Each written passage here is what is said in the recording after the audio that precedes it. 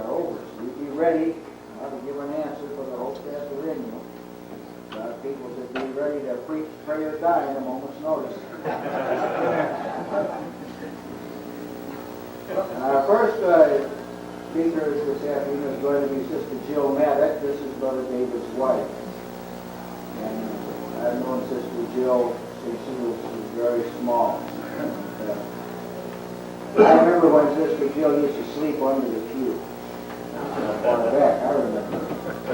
And she's always been noted, even as a young lady, for her insights into the things of God. She always loved to be part of the discussion about the things of God. I'm going to ask Sister Jill to come to us now and speak.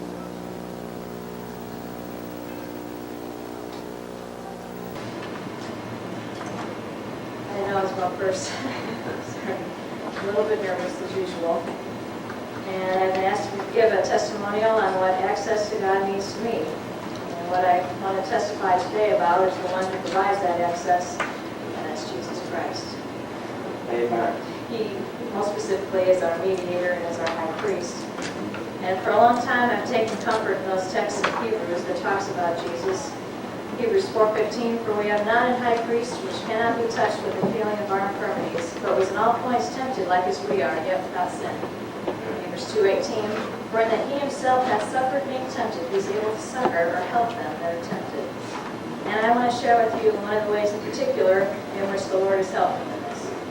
Now, before I do this, I'm going to confess one of my faults to you, brethren.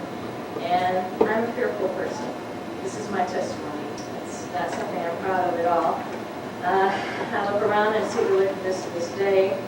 Covetous, boasters, proud, blasphemers, disobedient to parents, and the whole list. Traitors, heady, high-minded, lovers of pleasures more than lovers of God. Fornicators, idolaters, adulterers, effeminate, abusers of themselves and mankind, thieves, and covetous. And I'm kind of like Peter. I like to look at the waves. I'm trying to look at Jesus. I spend time thinking about horrible things that can happen to myself, to my family, to the people I love. I've probably cried about the death of my husband 10 times, and it's never happened. Anyway, I hear from talking to people that this is not all that uncommon. People dwell on their fears. But it has dawned on me how ungodly it is because it distracts me from the kingdom. Time that could be spent valuably thinking about things of Christ, developing my thoughts in that realm, are spent fearful. And that's saying, I know that now. And Brother Gibbon has said to me several times, if you're going to worry about something, worry big. And I accepted that challenge.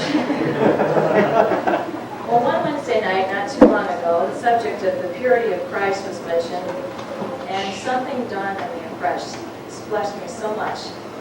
If the world is offensive to me, how much more is it offensive to Christ? Christ, who is at the right hand of God, who was worshipped, and he came to earth, and he was reviled, and was considered crazy by his own family. He went from being the Word of God, he went to being placed in a feeding trough for animals. He saw the law that was given by angels, which is holy and just and good, and he saw it violated at almost every point when he went and worshipped on the Sabbath day. And he saw a man who he himself created in his own image. He saw him conducting himself in every ungodly manner possible. The image was marked. So how much more did Christ have to go through just living day by day? So now I fellowship with him in his suffering. And when I think about what Jesus endured, I know that he can help me to stand. He can help me not to be fearful. He can help me not to hide away, but rather to go ahead. Stand in the access which I've been given.